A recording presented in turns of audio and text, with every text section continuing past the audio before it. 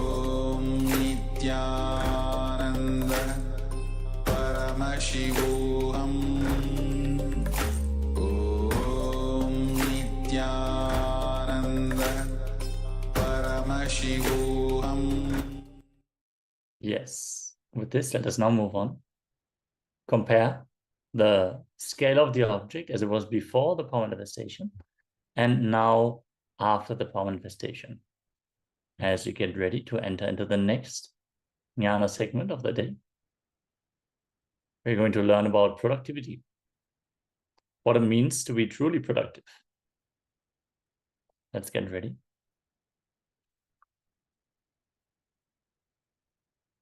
Everyone, please settle down and share your power manifestation results in the chat. Let us know your experience from this round of the power manifestation. Yes, productivity. In this session, we are going to learn what is productivity, what is not productivity, how to become more productive, and what is the right context, the right scale for productivity. Let's start with a small story. Once, a boss asks his employee, "Why did it take you 6 months to complete such a simple task?"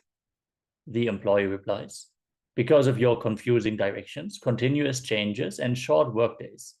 The boss replies, "I was looking for something like you being lazy." So much has been written and said about productivity in organizations.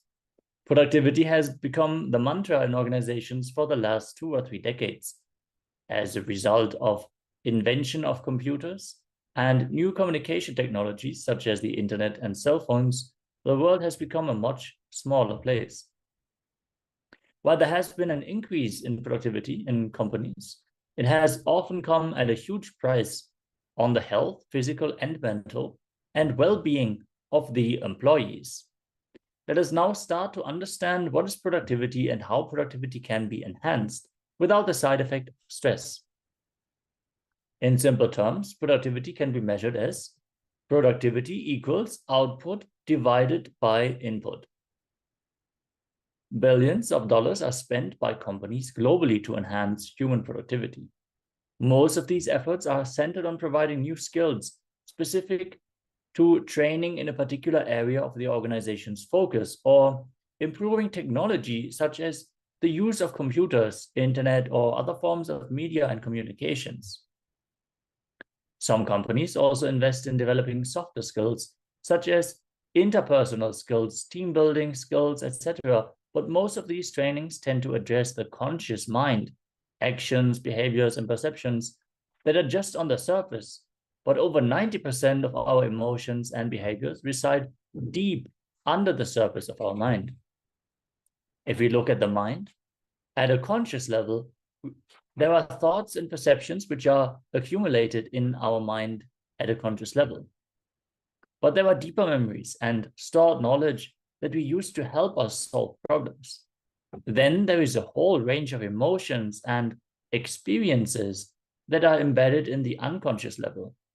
This is where the samskaras or engraved memories reside. Most corporate training programs focus on the conscious mind to impart knowledge or particular skills.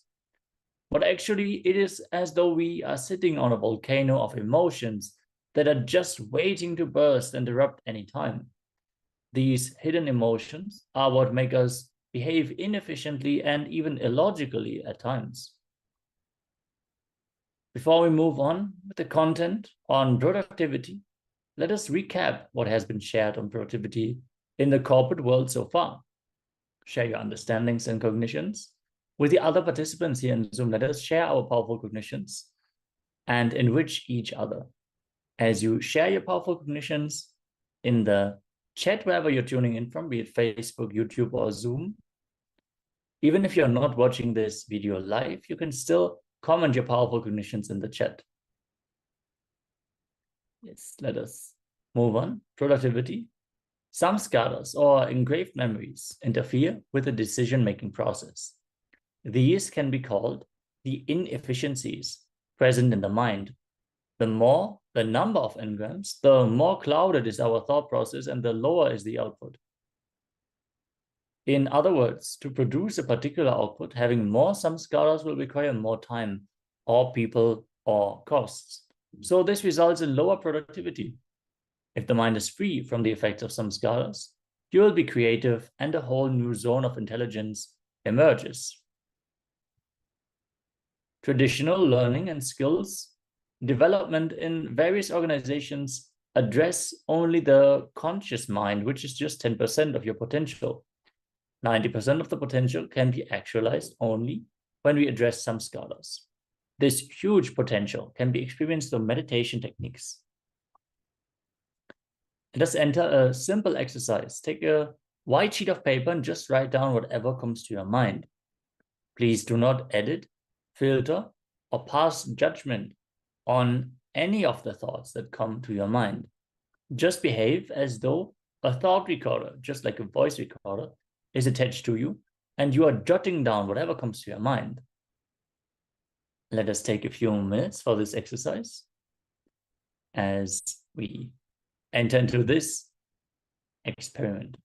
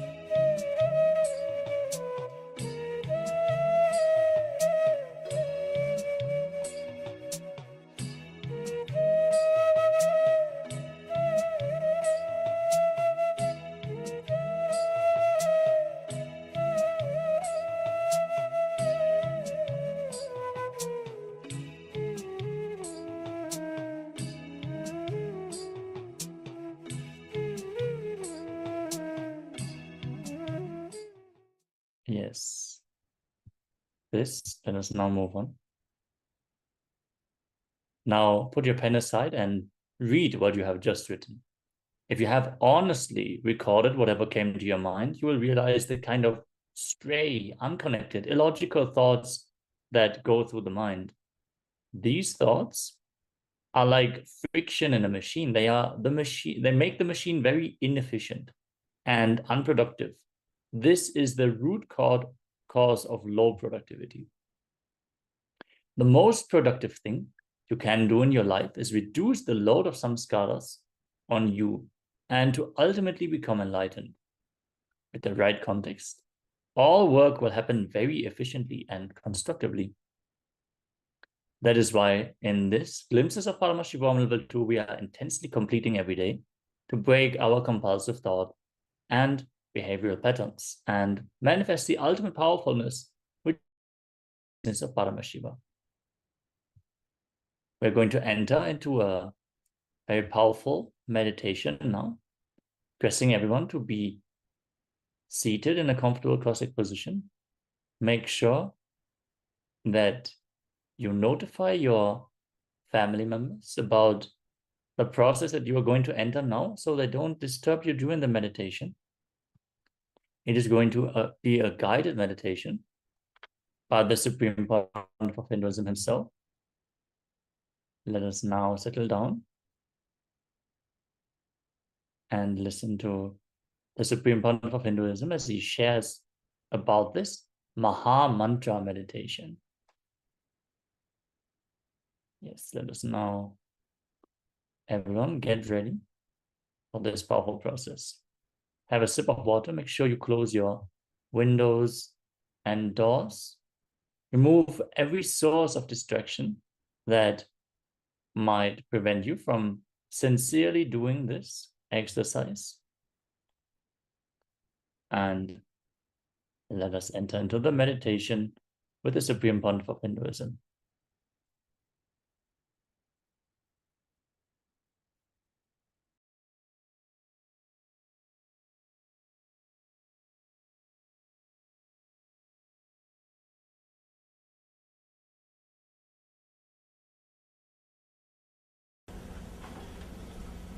Welcome you all with my love and respects.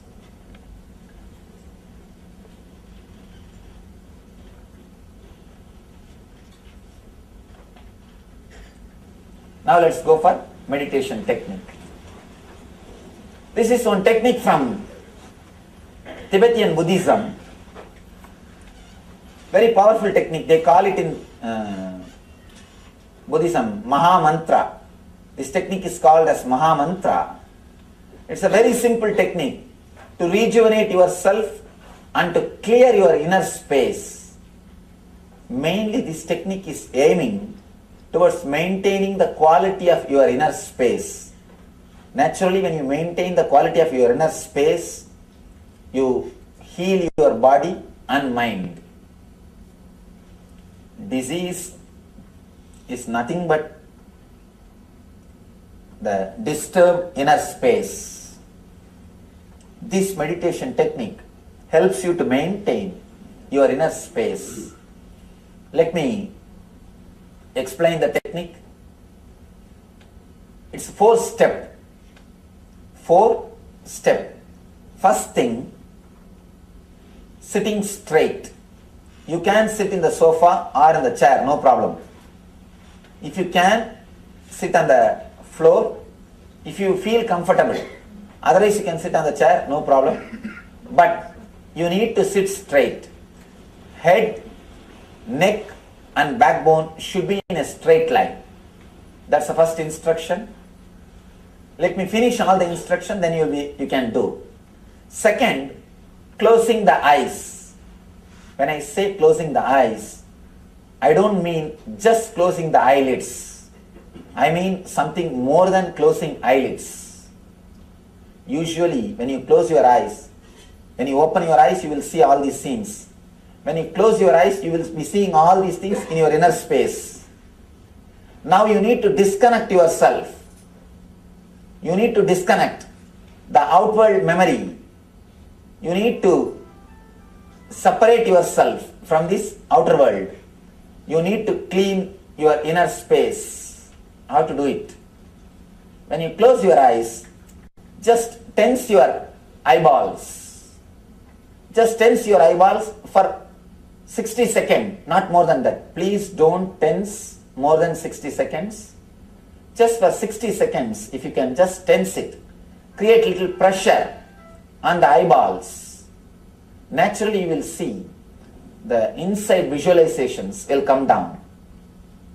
The movement of pictures in your inner space will come down. It's the second step. Third step, humming as deeply as possible, as loudly as possible, and as lengthily as possible. Let me do it and show.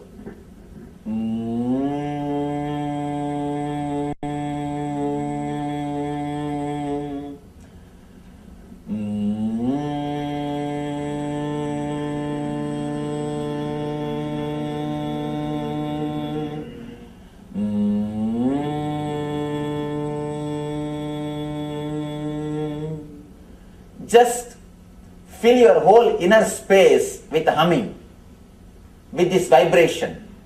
Don't allow any other thought to come in your inner space except this vibration. For 20 minutes, continuously hum. Usually, our mind or body will not allow you to do meditate. Meditation and mind, both are like Indian mother-in-law and daughter-in-law. They can't stay together whatever you try to do. Try your best. It is rare exemptions. Stay together happily. It is very rare. So mind and meditation are just like Indian mother-in-law, daughter-in-law. Because both try to possess the same person. She wants son and she wants husband. Both wants the same person. Same way the mind also wants your being, meditation also wants your being. They can't stay together. Your mind will try its best to say, no, tomorrow we can do. After some time, even if I don't hum, who is going to know? After all, the whole crowd is humming. These are the usual thoughts our mind will create. Please don't listen to the mind just for 20 minutes. Do it intensely. You can see the experience. You can see the experience. Fourth instruction, just sit silently for 10 minutes and relax. 4 instructions, let me repeat. Sitting straight, closing the eyes, humming 20 minutes, filling your whole inner space with this humming for 20 minutes and 10 minutes silent sitting. Anybody has got heart problem or anybody underwent any surgery in last 6 months? Please don't do this. Just relax and sit. Don't do this meditation. All other people do it as intensely as possible.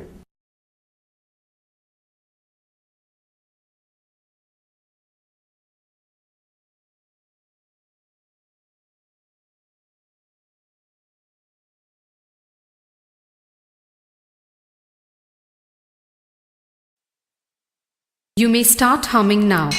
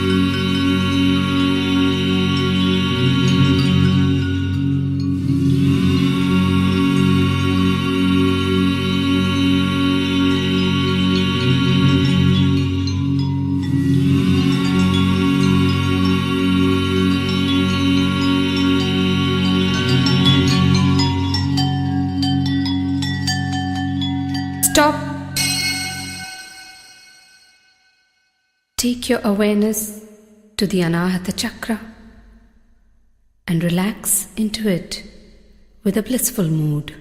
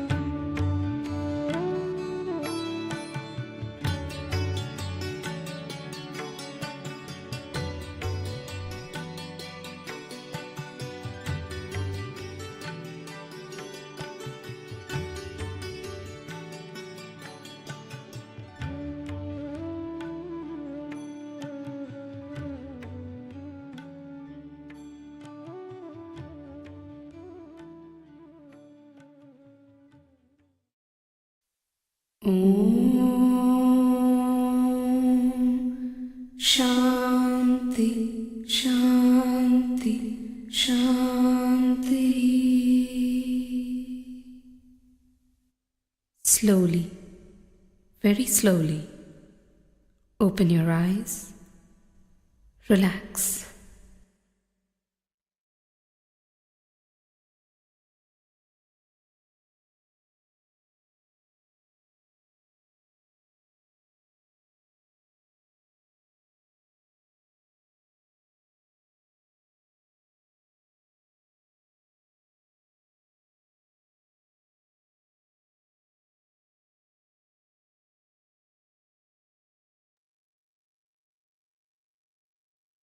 Yes, from this beautiful meditative space, let us now enter into the next round of the power manifestation. Now, in this round of manifesting the power of Mahima, we are going to increase the size of an object which is away from you. Before we were manifesting the power of increasing the size of an object in your palms. Now, take any object that you want to increase the size of. That can be a coin, a bottle cap, a small figurine, even a stone, whatever it is. Measure the size of the object first to get the reference and be able to compare it afterwards. Once you noted down the size of the object, let's enter into this process. First, let us enter into the Shastra Pramana for the Ashtamaha Shaktis from the Vijnana Bhairavatantra, verse 141. Shri Bhairava Uvacha Ajarama Rathameti Sonimadi Gunanvitaha Yogini Nam Priyo Devi Sarvamela Paghadipaha Jivannapi Vimuktusau Kurvannapi Nalipyate. O Devi, the aspirant, who has become efficient in any one of the dharana, gains freedom from old age and mortality and becomes endowed with anima and other powers. He becomes dear to the yoginis and the master of all velapakas, meaning that he is united. The one who has risen above all distinctions of the knower and known and thus attains to the nature of Bhairava. He is liberated even while carrying on all the life activities as he is unaffected by them. With this powerful cognition, let us now settle down and manifest this Shakti of Mahima. Sit cross-legged on the floor or on a chair with your head, neck, and spine in a straight line. Visualize Paramashiva has descended from KAILASA in the form of Bhagavan Shri Nithyananda Paramashiva. Remember Swamiji in your third eye. Sit with the powerful cognition and meditate on it as you experience absolute unclutching, the state of Nirvikalpa Samadhi, the space of Paramashiva, the complete completion. Experience the oneness with Swamiji, to experience his powers as you intensely vibrate in Ajapa Japa of the Mahavakya. Om Nithyananda Paramashivoham. Om Nithyananda Paramashivoham. Om Nithyananda Paramashivoham. Soak in the deep feeling connection with Bhagavan to experience the being of Paramashiva. Now keep chanting the Mahavakya as you declare the object which you place away from yourself to increase in size. As you measured the size before, be ready to later on compare the size of the object before and after. As we now enter into this round of the power manifestation.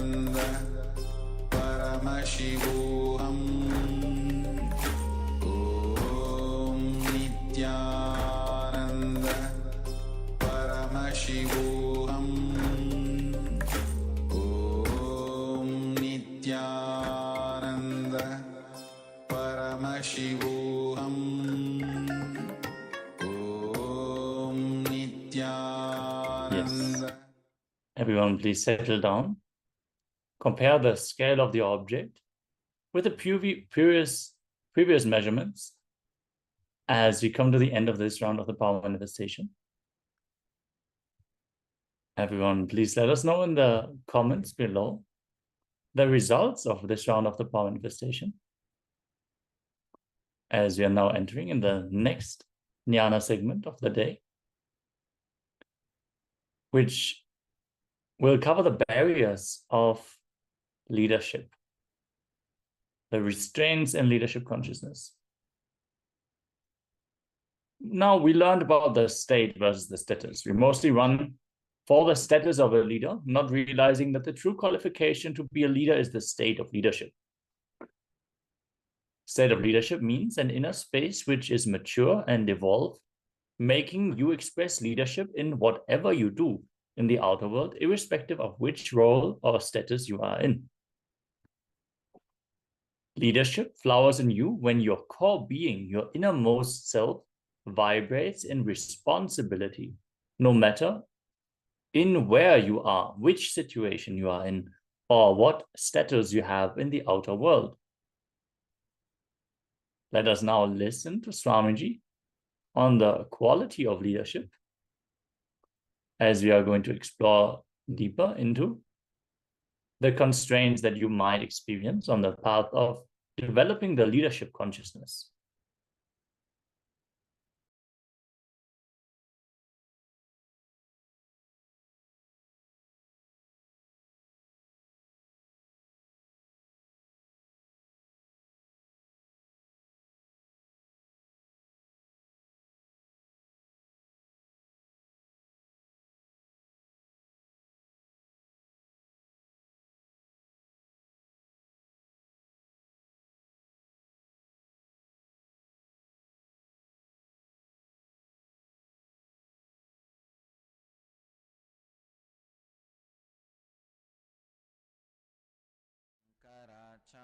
Madhyamam Asmadacharyavaryantam Vande Guru Paramparam.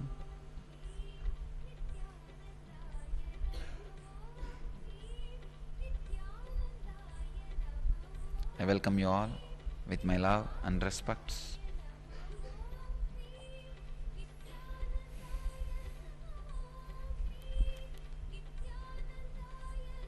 I welcome all the devotees and disciples who are sitting with us at this moment in 309 locations in 128 cities in 17 countries.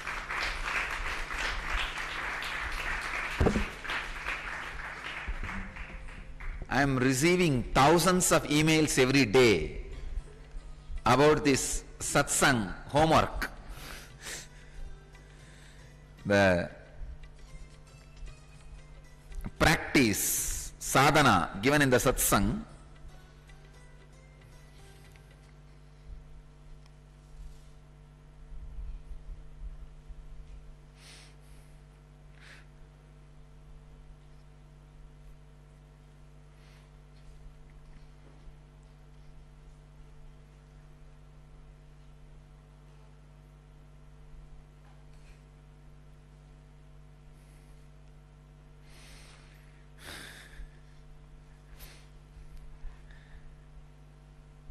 even the selected few ones which they brought, you become leader. The leadership qualities starts expressing in you. Sharing enlightenment makes you a leader. Ishitva, one of the important siddhi of Ashtama Siddhis, happens in you. The qualities of leader happens in you when you go out and share this truth, inspire people through this truth, transform people through this truth. I am hearing from thousands of devotees around the world that they themselves are surprised. One doctor devotee from Bangalore, she writes, Swamiji, when I started explaining these truths in Kannada, suddenly I realized I am getting all the technical terms and clicks from somewhere. It's flowing through me. I'm able to inspire. Understand? It is opening many of your dimensions unknown to you in you. It is there in you, but unknown to you. Start going around. Share these truths with people. Understand? Do not ever think somebody is not intelligent enough to understand these great truths. If you can understand, anybody in the world can understand. One person wrote to me from Mumbai. It seems he thought his gardener can never understand these big things. Because he did not get 5 persons, he caught hold of his gardener and started explaining.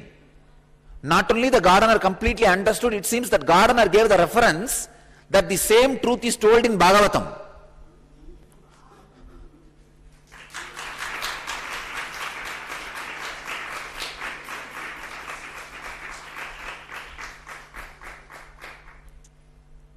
He asked, it seems, how did you know it is in the Bhagavatam? He said, no, I heard in the Engage. In Bhagavatam they recite this. So don't think people can't understand these truths. Don't think people are fools. So catch whoever you can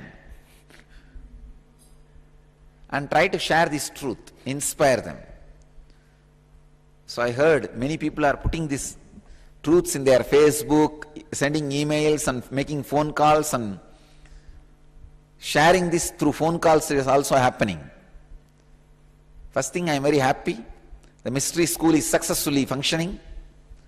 Second important thing, people are discovering their new ability and capacity. Ma Nithya Ramani from Bangalore, she is writing, she went to the eye doctor, and inspired him about this idea. After the routine checkup, that guy got so inspired, he started listening the whole thing, not only listening, completely convinced. And he wanted to see the discourses and come to the ashram and see.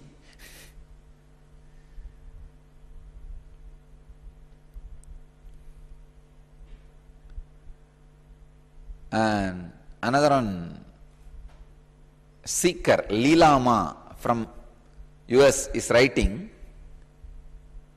it seems she was a brahmacharini in an ashram, then married, but her son is a brahmachari in India, in Brindavan. She was writing about her beautiful experiences with this truth, how it is working with her and whatever. When I read all these emails, I wanted you all to know honestly. Even now, I got much better clicks and words to share the same truth with all of you. Because now I know the doubts you have. Now I'll give you the gist of those 2-3 truths. Please understand. This is the answer for many questions I received.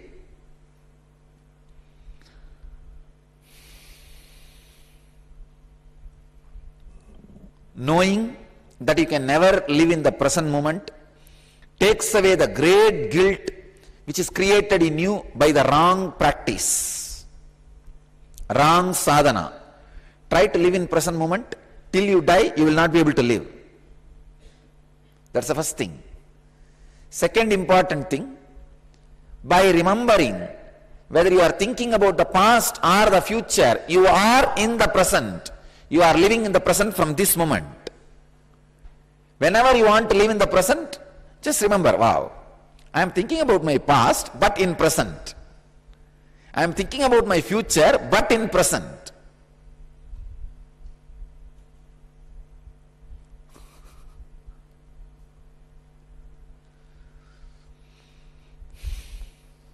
one devotee is writing, yes, I know, I am living in the present, even if I think about past, but what to do? I had a past did happen. Okay, nothing wrong. Please understand, if you are suffering because you are constantly thinking about the past, you will have suffering. But if you remember, yes, past did happen, it's okay. Now I am thinking about that in present only. Because I think about the past, it is not the thing that I am lost in the past. No. Past happened, but I am in present. It's already gone. Past is like a water left your feet. If you are sitting in the river, the water left your feet, even if it is dirty, you are not going to be disturbed. The water which is coming, if that is also dirty, you are not going to be disturbed. The water which is at your feet, if that is dirty, only then you are going to be disturbed. So knowing the past and the future is happening in the present, you are free. You are in the present. I can say it's a technique for instant enlightenment.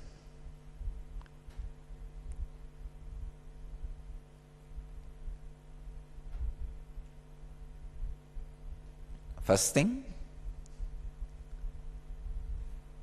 whether you are thinking about past or thinking about the future, remember you are in the present.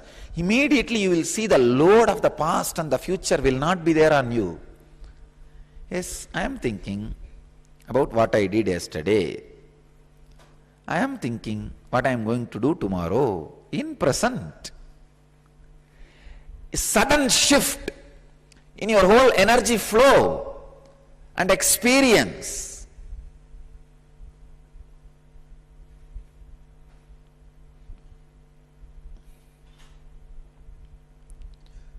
From so many satsang centers, continuously seeing the emails and questions, not only I am happy, I am inspired. I feel now the higher and higher truths can be delivered. Please understand, the higher and higher truths can be delivered.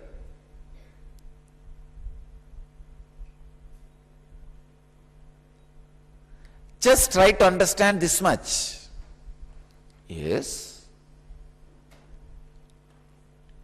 I am thinking about past. Past did happen. I am worrying about future. Future will happen. But I am doing both in present, which is my freedom, which is my decision, which is me. When you understand your past and future both are happening in your present, suddenly you will feel you are all powerful. Because it is in your present. Be all powerful. Being all powerful is what I call Ishitva. Understand? Ishitva is much more powerful siddhi than levitation or gravitation.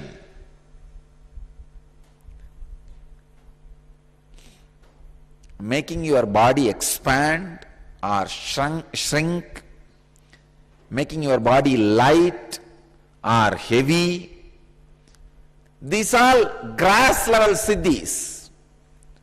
But the Ishitva means the leadership quality is a subtle level siddhi.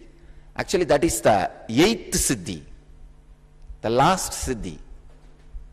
Means being in power about you and your life.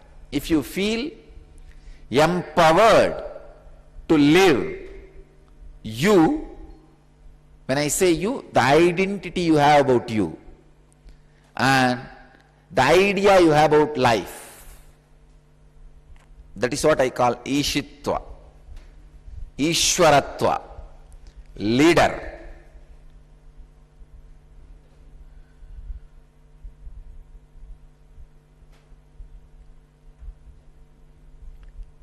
If you do the intense practices like N Kriya,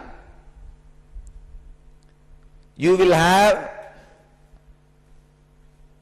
the Anima, Lahima, Mahima, Karima, the grass level siddhis, the ability to expand or shrink or lighten or make heavy your body. But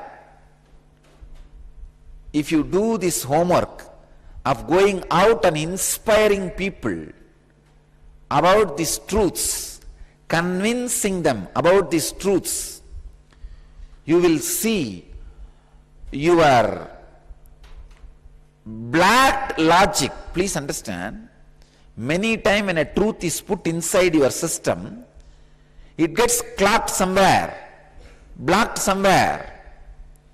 Like how pipelines gets blocked. It gets blocked, it doesn't go deep. But when you understand and try to inspire and transmit this experience to few people, suddenly all the blocks will be removed. And the truth travels throughout your system intensely and comes out properly. And even if there are one or two questions raised by other person, that clarifies your own doubts. That clears and creates greater understanding in you. I tell you, going out and sharing these truths, at least with few people, will make you a leader. You will have the subtle siddhis like a Ishitva.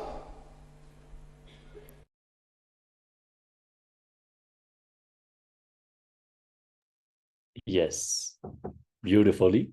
The Supreme Pontiff of Hinduism shared about the importance of enriching and responsibilism in order to manifest the leadership consciousness. Let us now take a deeper look into the constraints in leadership qualities.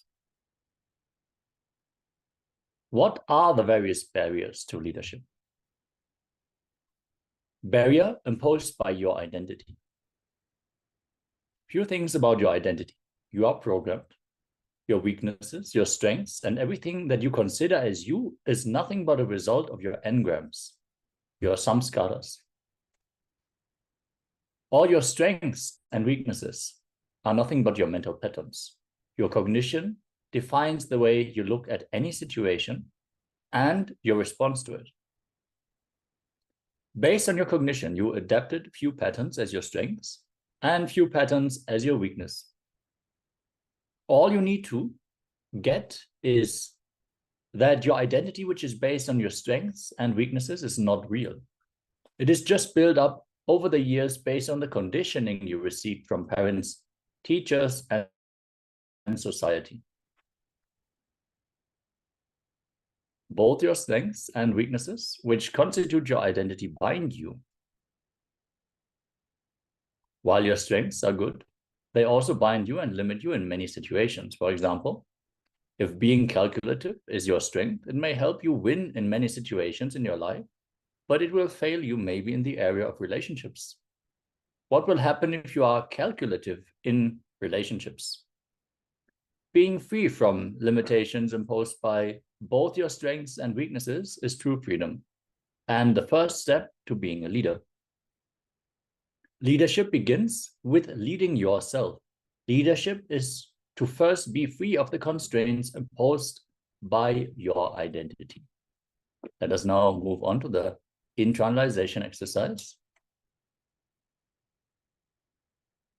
Requesting everyone to have your pen and paper ready for this exercise.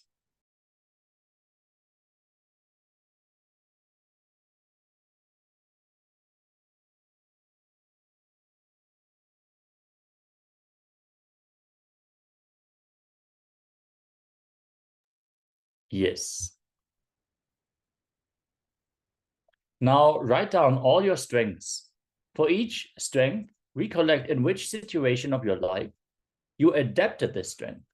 You were not born with your strengths. You adapted them as a response to manipulate or cover up some incident or situation in your life where you failed to handle the situation. Let us enter into this process. Let's take a few minutes. If you have any questions or doubt about this process, please let us know.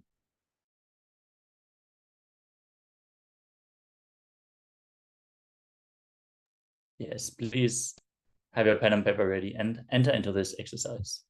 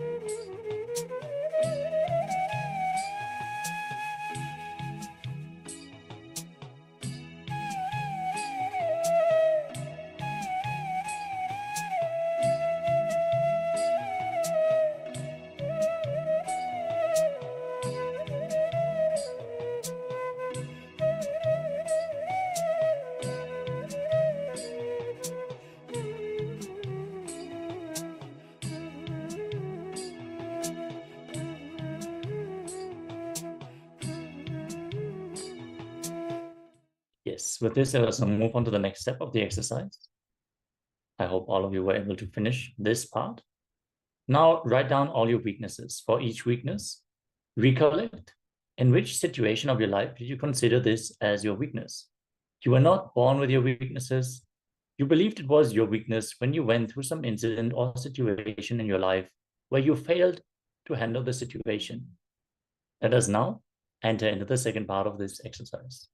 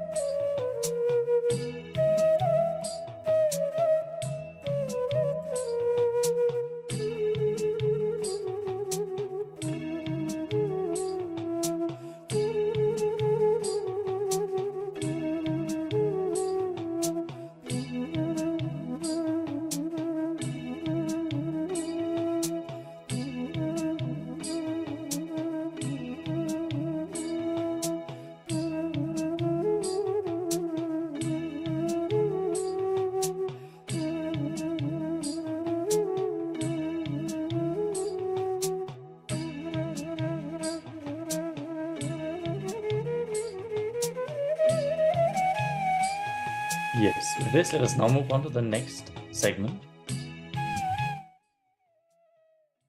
Settle down as we are getting ready for the next segment. If you would like to share your powerful cognitions that you received from this session, feel free to share it in the chat as we're getting ready to learn about the right reason to be a leader.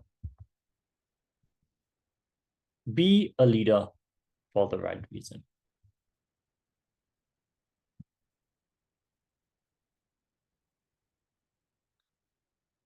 How does completion make you take the real responsibility?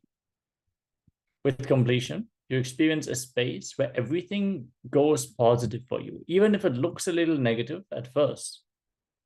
Only with completion, you will feel a power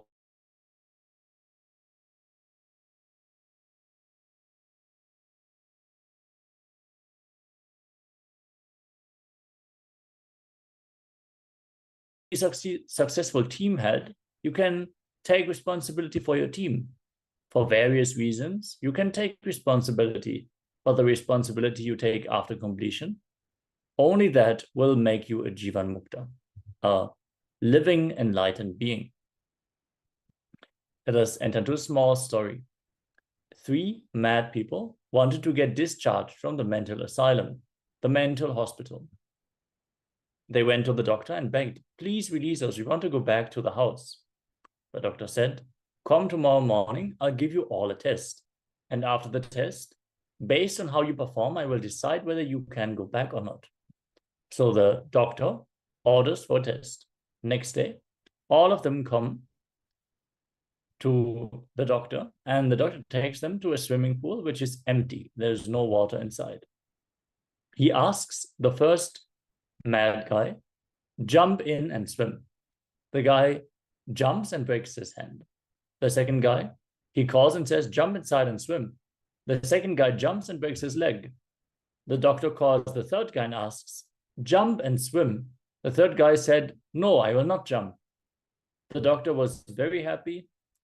And this fellow, he said, now can be discharged. He says, you can go back to the house. You're no more mad. You're cured. Come to the office and do the paperwork, and then you can leave. So the mad guy goes to the office, doing the paperwork, doing the bills and signing, doing all the paperwork to leave the mental hospital. The doctor slowly asks, may I know why you did not jump? Out of curiosity.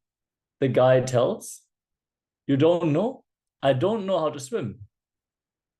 So not jumping into the swimming pool may be the right decision, but taken for the wrong reason.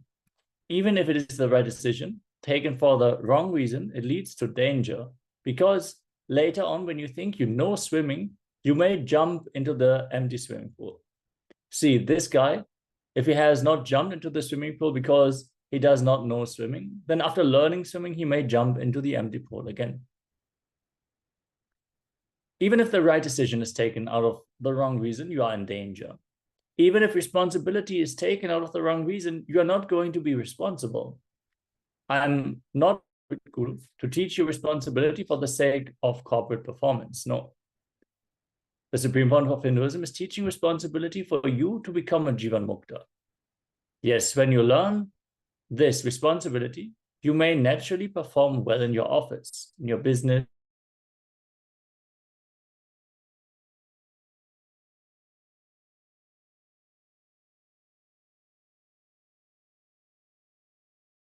He's not against you performing in your business. He's not against taking responsibility for your family, but all that should be the side effect. The main effect of your responsibility should be your becoming Jivan Mukta, living enlightened being. If you take responsibility because you have to be a performer or a leader or productive, you will feel responsibility is a weight on you. That is why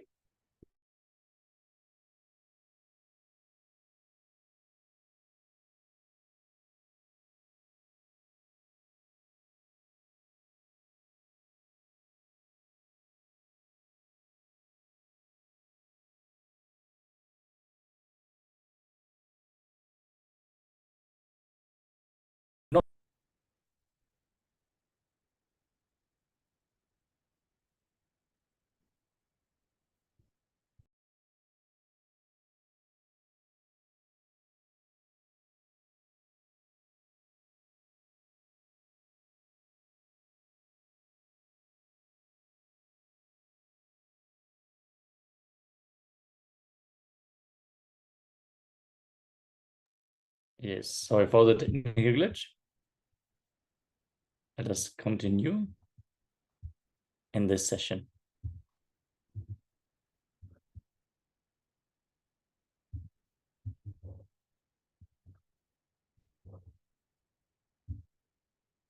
Yes, when you complete, suddenly that space, you feel you are established in that extraordinary space.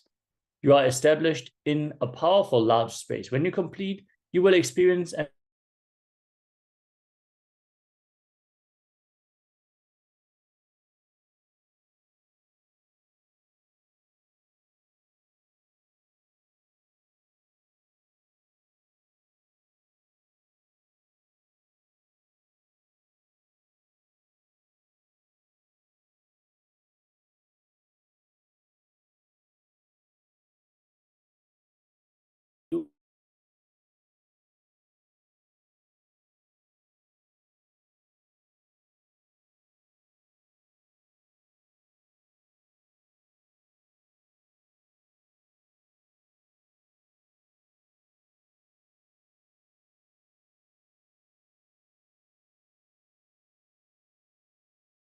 being responsible for their incompletions as well.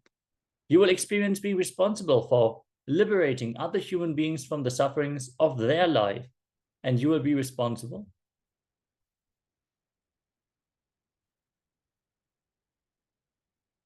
for their expansion, for them experiencing an expansive space and energy in them.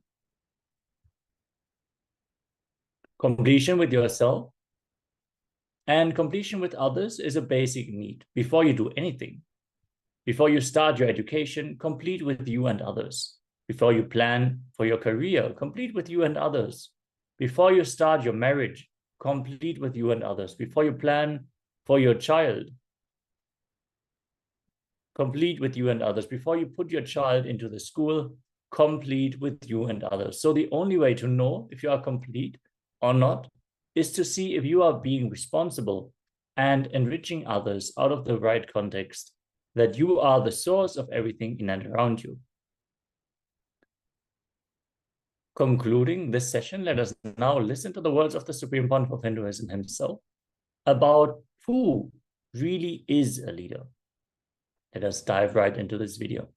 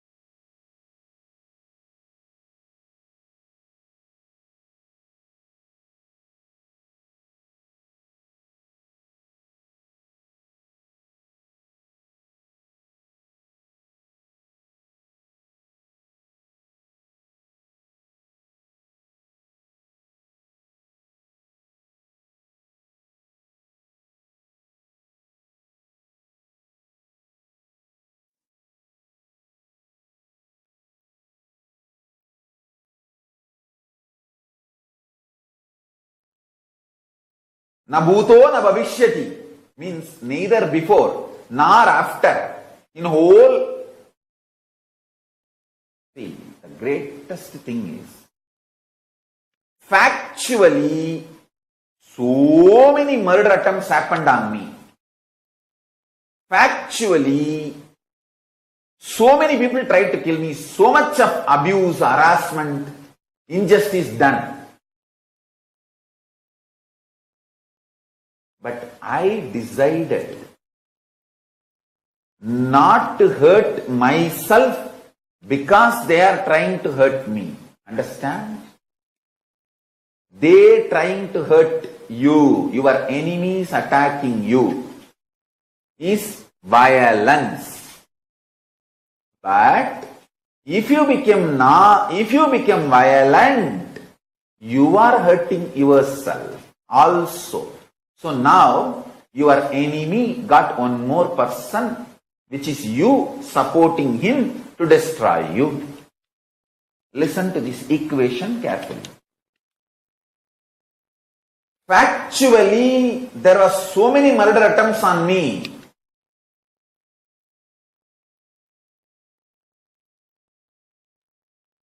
Lawfare, character assassination, murder attempts, assassination attempts, literally destroying my whole hard work and sangha, making me illegitimate. Everything happened in factual level. The evidences are there all over the internet. But in my core inner space, I did not allow the reaction of violence. Because of my clarity, separation is delusion. I started operating from the cosmic logic, cosmic law, dharma. Dharmo rakshati rakshitaha.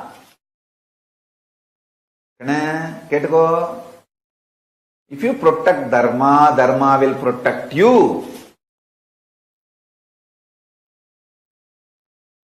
Dharmo rakshati rakshitaha.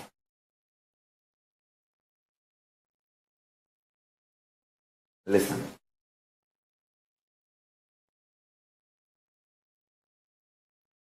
I operate from the cosmic law, cosmic logic. I never became violent. I only started analyzing what should I do now to fulfill my mission.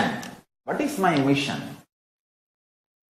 To bring all the great things from KAILASA, Paramashiva's grace first,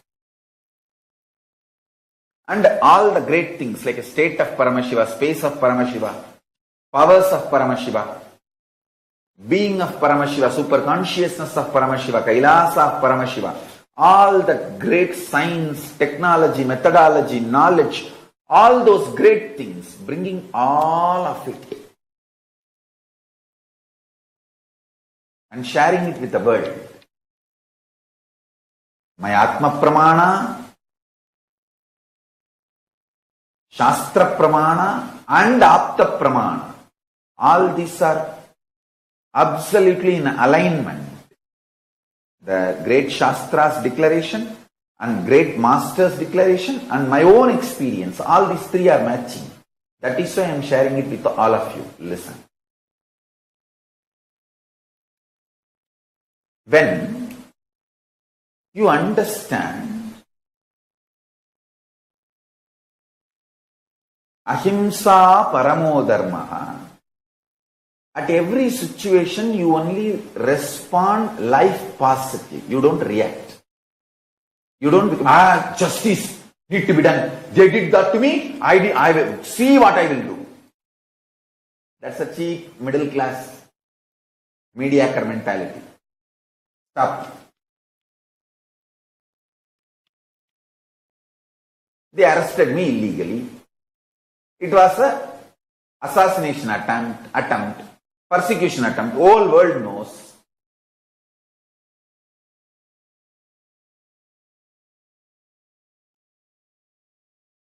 There are tons of evidence.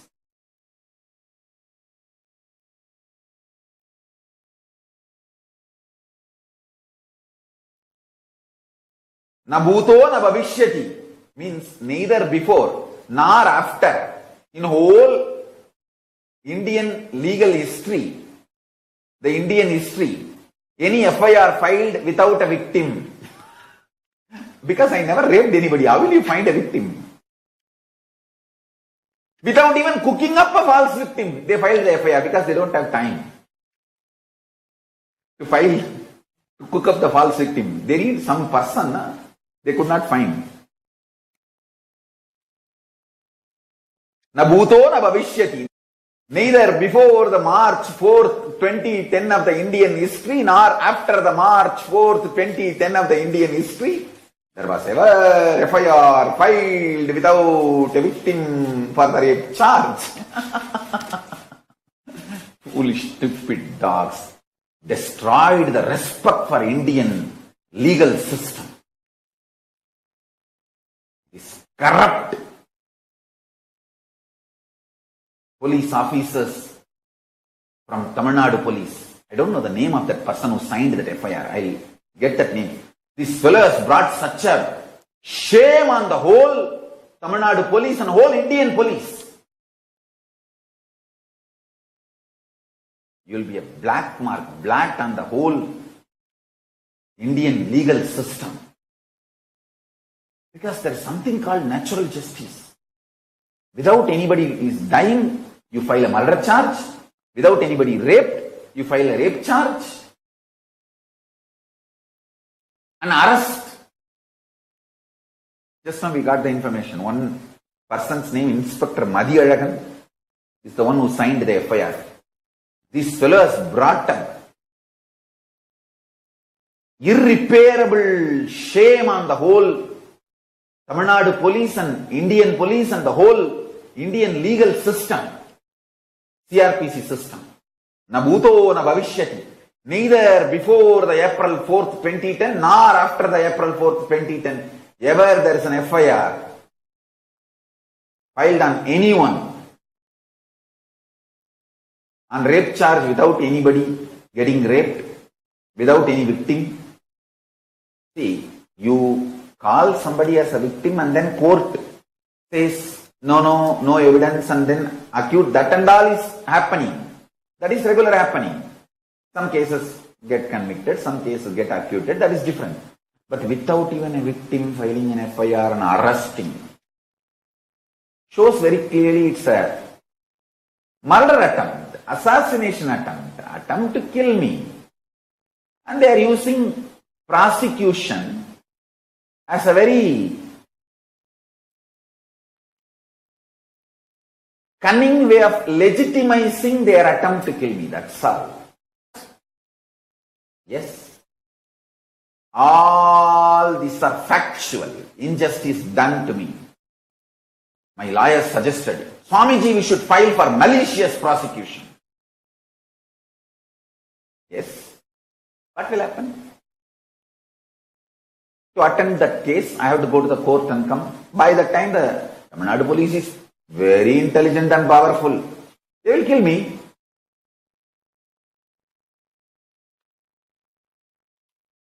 Or even if I manage to survive somehow, when will the justice be served?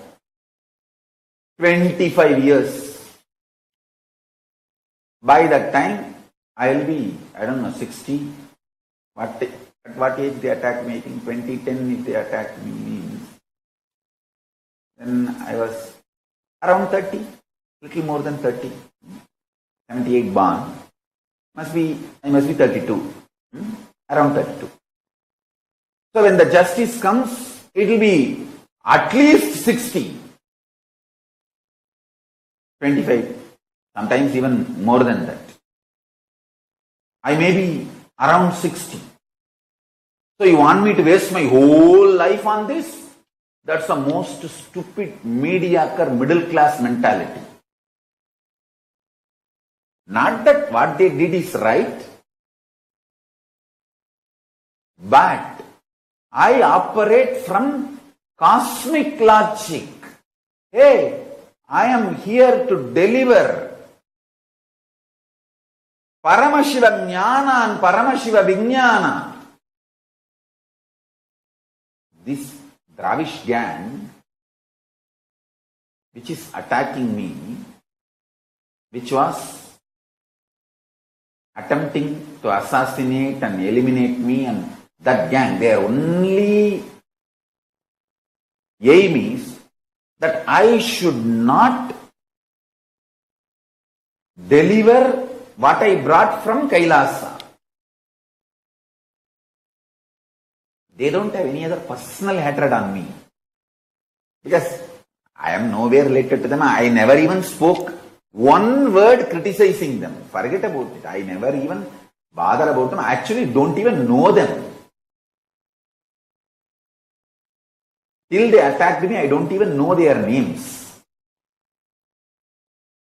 So there is no personal enmity. They tried to grab some of our properties, is true, but just for the property, I don't think they will try to kill, because they grab the property of the whole country.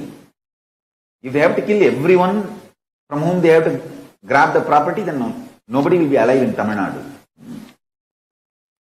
So that may be one reason that I did not cooperate with them for them grabbing my property, Sangha's property. That is one. But the persistent murder attempts, assassination attempts, is more ideological. They do not want me to do the real spiritual work.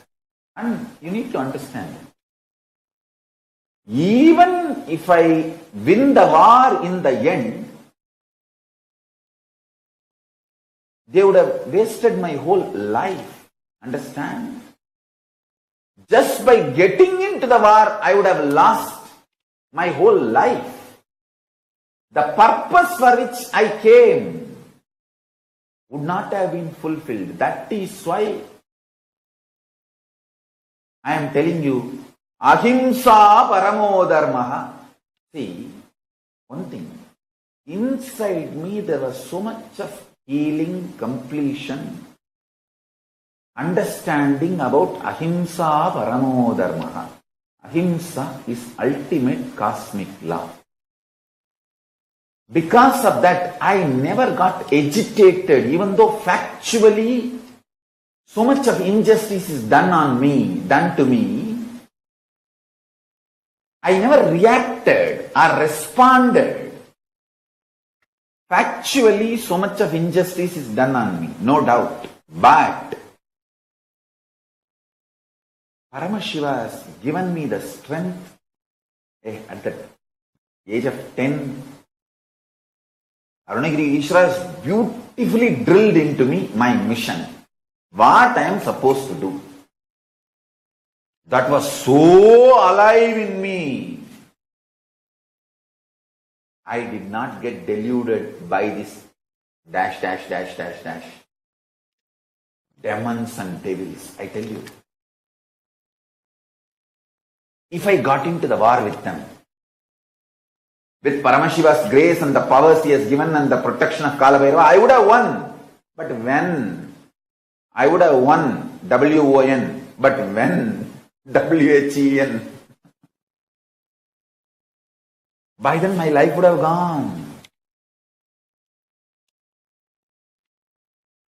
I will not be able to enlighten all of you.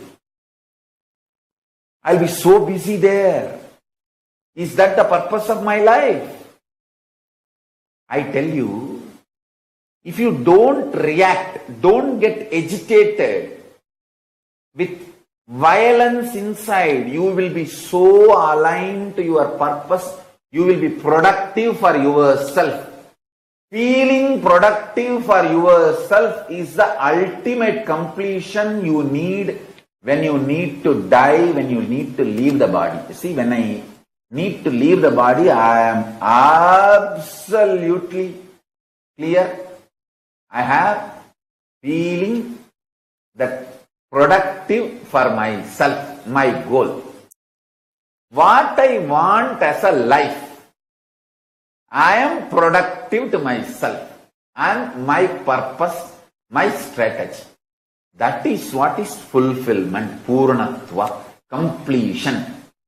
If you carry that when you are leaving the body, you will be enlightened, you will be liberated. You don't need to come back once more.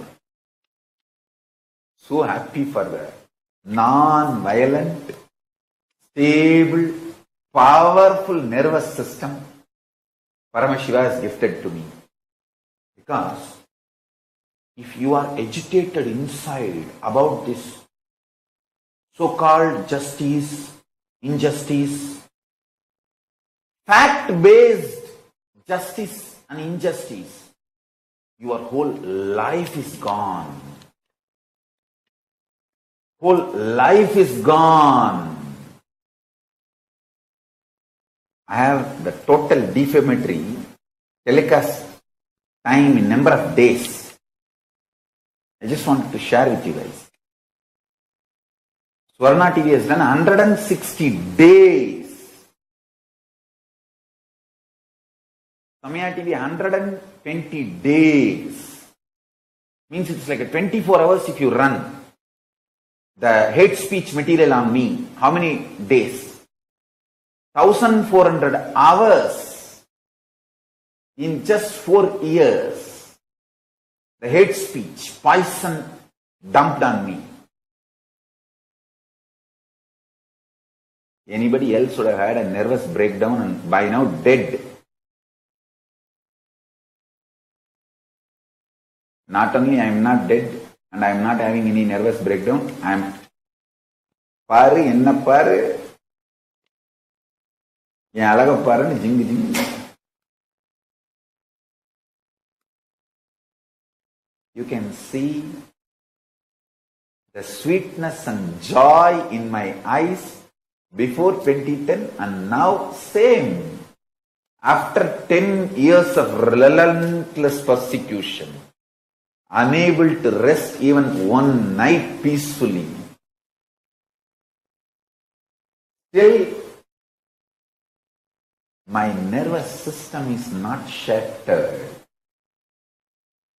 Will never be shattered. That's the truth. Anybody else with so much of injustice done to them factually would have become violent. At least for self-defense.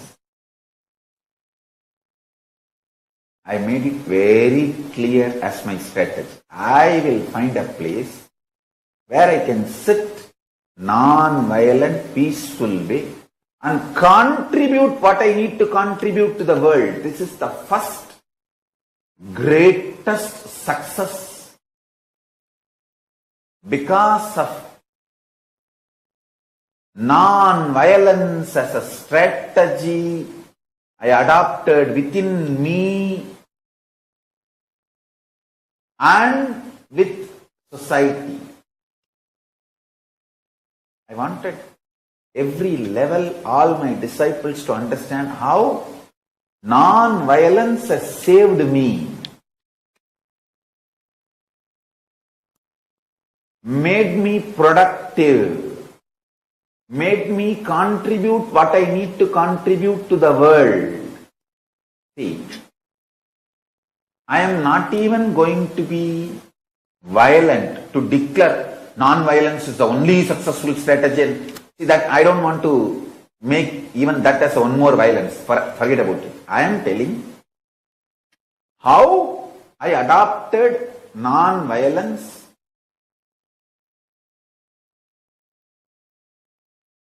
from my Guru Parampara and how that has helped me in every level to deal with the most corrupt, worst terrorist gang on the planet Earth.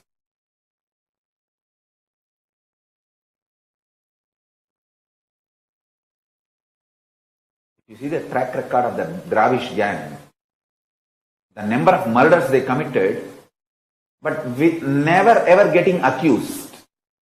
They are extremely criminals. They are such criminals the world will never know they are criminals. That kind of the Don Mafia gang, that kind of criminals. Escaping from them, the only person, you see, like the only FIR filed on somebody with a rape charge without a victim is me. Same way, the only person escaped from them is me. Just Paramashiva's grace and Kalabhairava's protection. Listen carefully.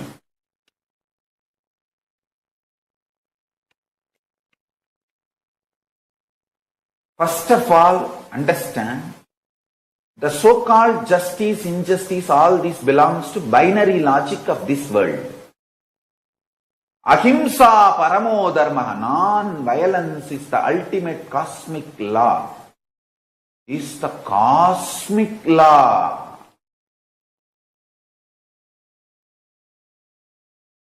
It's from multidimensional logic of cosmos. Listen.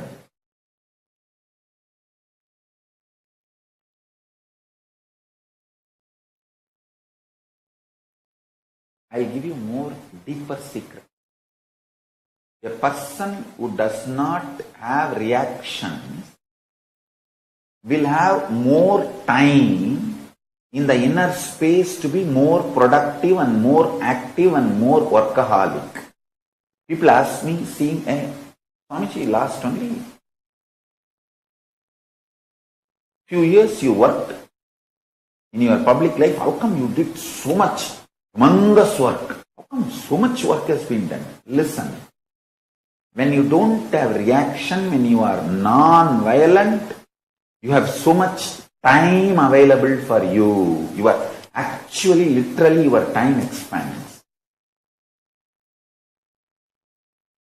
Your time expands. It's the truth I am telling you. I won't lie. I will not cheat.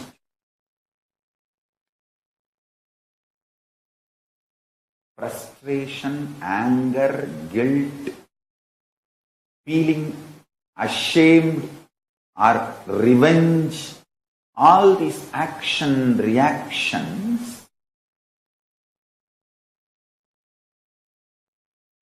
destroys your life, takes it away from you. You will be controlled and manipulated through those emotions. Listen. Injustice is done to me, no doubt. I am not saying it is not fact. It is a fact. Factually, so much injustice is done to me. But external facts should not mold your life's reality. Liberate yourself from the external facts. Let your life's reality not be impacted by the external fact. Then you are a leader.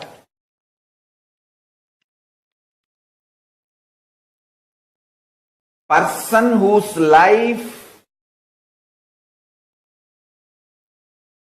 is not impacted, affected by the external facts is leader.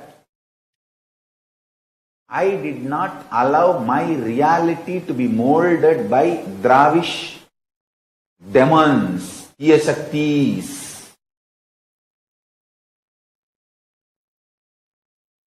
anti-Hindu terrorists and anti-Guru Hindu mafias. I did not allow these two gangs to mold my reality, to interfere in my reality, even though the facts they created. You see, they attacking me is a fact. They really tried their best to mold my reality, but I did not allow. I remained as leader, Lord of my life, Atmeshwara. I remained as Ishvara for my soul. and my life, and I remained as leader for myself because of non-violence, not getting agitated, reacting violently and responding violently to them.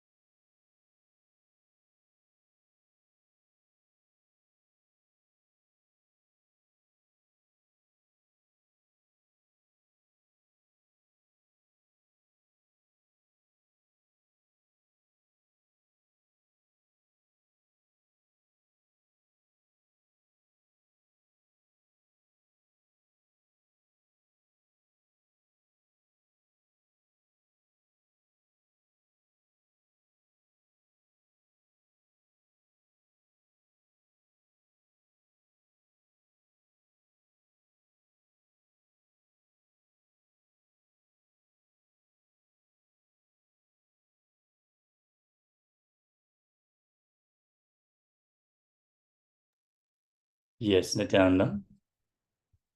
Now that we learned why and how to be a leader for the right reason, let us now enter into this intra exercise, the internalization for this session. After having this powerful revelation from the Supreme Pontiff of Hinduism directly,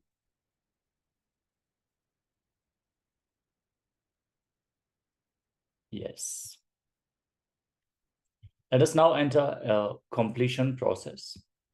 Sit with yourself in front of Swamiji's picture and watch your thoughts and do completion with them. Next, sit and list all your family members and close ones and see whether you have any incompletions with them. Sit and declare completion with your being and declare yourself as Shiva. Declare Shivoham. If you have something to write down before you declare, please do that as well. Be sincere in each one of these steps.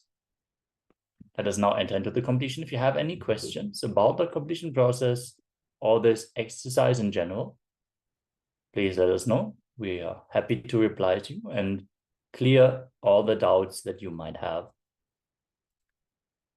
Yes, let us enter into this powerful exercise.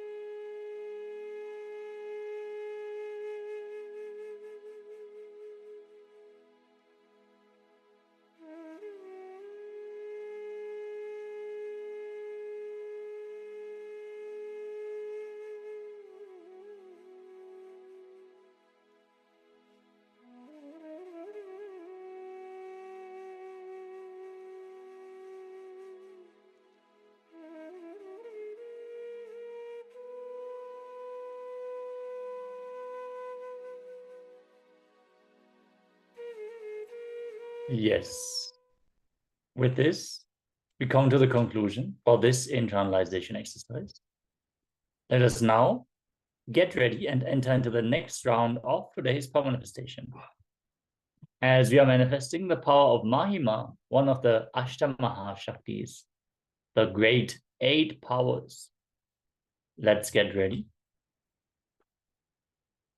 As we are now going to increase the size of an object which we are holding in our palm. Yes, you heard right. We are going to increase the size of an object, which is the power of Mahima. Let us first listen to the Shastra Pramana, the scripture reference for the Ashtamaha Shaktis from the Vijnana Bhairava Mantra, verse 141. Shri Bhairava Uvacha Ajara Maratha Meti Soni Madi Gunanvitaha Yogini Nam Priyo Devi Sarvamela Pakhadipaha Jivanapi Vimukto Sau Kurvanapi Nalipyate. O Devi, the aspirant who has become efficient in any one of the dharana, gains freedom from old age and mortality and becomes endowed with anima and other powers. He becomes dear to the yogins and master of all the milapakas. He is liberated even while carrying on all the life activities, since he is unaffected by them. The dharana here implies the 112 dharanas revealed by Bhagavan Bhairava to Devi in the Vijnana Bhairava Tantra. Anima and other powers are the Ashtamaha Shaktis. Milapaka means uniting, the one who has risen above all distinctions of the knower and known, and thus attains to the nature of Bhairava. Yes, let us now enter into this exercise. Understand that we are manifesting not siddhis, we are manifesting shaktis, which manifest from the space of oneness with Paramashiva, with Swamiji. As we enter into the oneness space and the state of unclutching, the ultimate unclutching, Nirvikalpa Samadhi, we connect to Swamiji, he simply manifests through us. So, by the sweet remembrance of Swamiji in your inner space, holding the clear will to manifest this power, simply it manifests. As the Diksha, the initiation from the Guru, is that powerful. Otherwise, this power would consist of tapas, which is the penance, intense penance for multiple lifetimes. Spending hours and hours doing the austerities and training the focus, intense meditation and physical exercise can all be achieved by the initiation from the Guru. Requesting everyone to now please pick an object of which you want to increase the size. It should be a handheld object, anything that can fit into your palm. That can be a coin, a fruit, a stone, a small figurine, even a bottle cap will be fine. Anything which you have available right now, just look around and pick an object. Determine its scale right now.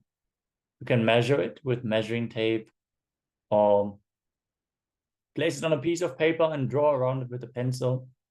There is different ways that you can determine the scale of the object. Just take a few moments, pick the object and take the before measurement. So we can compare the size of the object with the after measurement once we completed the power manifestation.